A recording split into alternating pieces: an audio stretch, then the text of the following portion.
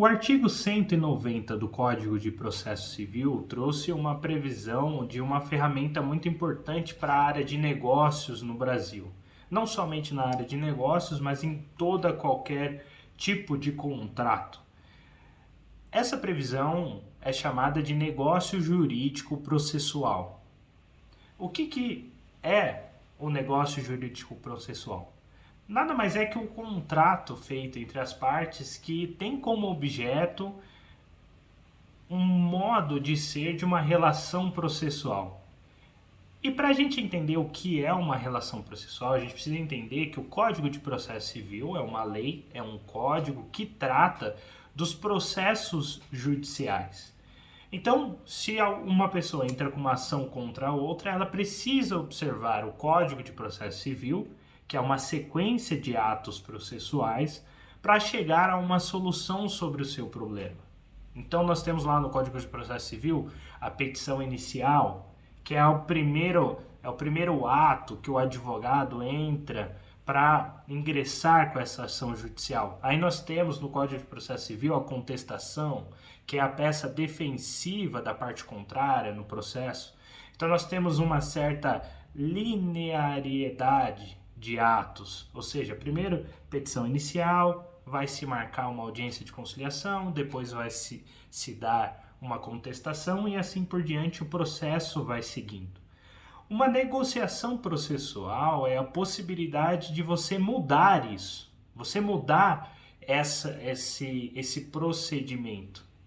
E isso é muito interessante na área dos negócios, porque se você puder negociar o que vai ser penhorado, se você dever alguma certa quantia, ou qual será o prazo para o seu recurso, ou onde será julgado, por exemplo, posso negociar inclusive se o meu litígio, o meu contrato vai ser julgado na arbitragem, não no judiciário. Isso pode representar uma maior previsibilidade para as partes. Então a negociação processual é essa possibilidade de você mudar, flexibilizar o procedimento num processo judicial. E aí vem a primeira pergunta, tá, mas qual seria a vantagem disso? E qual seria a possível existência desse contrato se as partes, quando entram com um processo judicial, elas já estão em briga, já estão em litígio? Ora, a vantagem é inúmera, são inúmeras as vantagens. Isso porque quando você entra com uma ação judicial, nem sempre você está só brigando com a outra parte. Como o Código de Processo Civil prevê um procedimento que objetiva eliminar qualquer tipo de fraude e mentira, você também tem uma certa burocracia. Então você tem que seguir o prazo, tem que esperar o juiz fazer a decisão naquele dia, e você podendo flexibilizar isso, você vai ter vantagens dessa causa ser julgada de maneira mais rápida, dela ser julgada apenas nos limites que vocês estão discutindo ali, e que são coisas dentro do processo que vão beneficiar tanto o autor quanto o réu. E mais, se essa negociação processual pode ser feita antes do processo, quando você vai fazer o contrato com alguma pessoa, você pode abrir mão de algum direito processual seu, em contrapartida, ter uma contraprestação financeira, de repente você dar um desconto se a parte permitir que eu já penhore o carro dela, por exemplo. Nós fizemos um contrato aqui e esse contrato vai ter como garantia o carro. Claro que isso não é propriamente uma negociação processual, mas a penhora sobre esse carro é um ato processual. Então tudo isso sendo flexibilizado, fica mais fácil para as partes terem mais previsibilidade no processo. E não permitirá ao juiz fazer determinadas interpretações do Código de Processo Civil que possam prejudicar ambas as partes. Tá, a segunda questão que vem é, tá, mas qual tipo de ato processual que eu posso negociar? E aí é que vem a grande polêmica, né? Nós temos no Código de Processo Civil negócios processuais típicos. Negócios processuais típicos são aqueles que o próprio Código de Processo Civil diz que as partes podem livremente convencionar. É o exemplo, por exemplo, do artigo 191. em que é possível as partes fixar um calendário para a prática dos atos processuais quando for o caso. Ou seja, podem alargar os prazos judiciais, né? Prazo para defesa vai ser, ao invés de 15 dias, 30 dias, prazo para réplica vai ser 30 dias. Ou seja, esses tipos de convenções processuais podem ser negociados. É claro que esse tipo de negociação, especificamente do prazo, o juiz precisa participar, porque ele também precisa ter conhecimento desses prazos. Nós temos outros exemplos de negociações processuais típicas, que é, por exemplo, a cláusula de arbitragem, né? Em que as partes podem convencionar em que local o seu processo será julgado, se ele vai ser julgado no judiciário ou numa câmara de arbitragem. E se há esse tipo de cláusula processual, nem cabe qualquer tipo de discussão no Poder Judiciário. Esse é um tipo também de negociação processual típica. E a gente tem outras aqui, exemplos, mas eu não vou cansá-los com isso. Mas além das negociações processuais típicas, nós temos as negociações processuais atípicas, que são aquelas fruto da ideia das partes, né? E isso é muito interessante porque traz para o processo civil uma ideia que vem sendo praticada no âmbito dos negócios e do empreendedorismo, que é a inovação. Negociações processuais atípicas são frutos da inovação das partes. Então eu posso pensar em diversos atos processuais que sejam interessantes para ambas as partes, ou para uma só, né? Se ela está contratando aquilo, lógico que ela vai ter uma contraprestação, mas ela pode criar ideias de negociações processuais que vão favorecer a ela no processo judicial. E essas negociações processuais atípicas, elas sofrem como limitação, é claro que isso é muito bem discutido na doutrina, e aqui eu estou apresentando uma visão.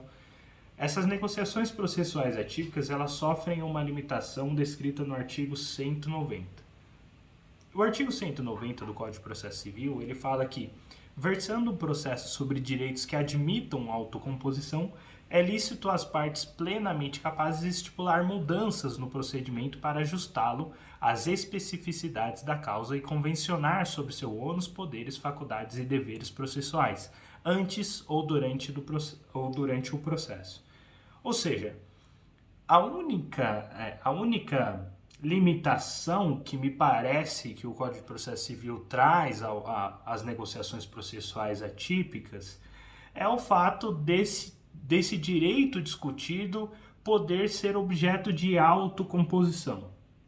E aqui a gente precisa fazer uma distinção muito importante do que são direitos que permitem autocomposição e o que são direitos indisponíveis. Nem todo direito indisponível pode ser objeto de autocomposição, mas há direitos indisponíveis que são objetos de autocomposição, como o exemplo de alimentos. Alimentos, que são questões bem pessoais do direito de família, podem ser objetos de autocomposição, né? Um pai pode contratar com o filho, ou uma mãe pode contratar com o filho, quanto que ele dará de alimentos para esse filho, até que idade ele vai pagar esses alimentos, e esse contrato valerá perante o judiciário, porque é um tipo de negociação que admite autocomposição. Muitas vezes as pessoas entendem que negociações processuais não podem ser feitas por direitos indisponíveis, e não é bem isso. Não podem ser feitos com direitos que não admitam autocomposição. Então, nós teríamos como limitação isso. Se o seu direito não admite autocomposição, ele não pode ser objeto de convenções processuais. Além disso, há doutrinadores que dizem que a limitação das negociações processuais são em relação às normas de ordem pública, ou seja, normas que não podem ser mesmo convencionadas, são regras para a própria validade do processo, a exemplo da citação. A citação é um ato indispensável do processo que não pode sofrer objeto de negociação processual. Mas isso é evidente, porque não haverá processo se não tem citação. Mas eu posso convencionar, por exemplo, que essa citação deve ser feita na minha empresa e não no local onde eu efetivamente resido. Se você der alguma garantia de que, se a citação for encaminhada para aquele endereço, por que não ser objeto de negociações processuais? Então, é basicamente isso que eu gostaria de dizer aqui, que as negociações processuais elas podem entrar agora na órbita dos contratos civis em gerais. Todo contrato pode ter uma cláusula de negociação processual. E isso é muito importante que o empresário tenha ciência, que todas as pessoas tenham ciência, porque é um grande campo de inovação nos contratos e pode trazer maior previsibilidade, tanto para quem está negociando, quanto para o próprio judiciário, que vai ter ali certas limitações nos procedimentos que não estarão sujeitos a interpretações processuais, interpretações de juiz, de doutrina e assim por diante. Tá bom? Muito obrigado. Até a próxima.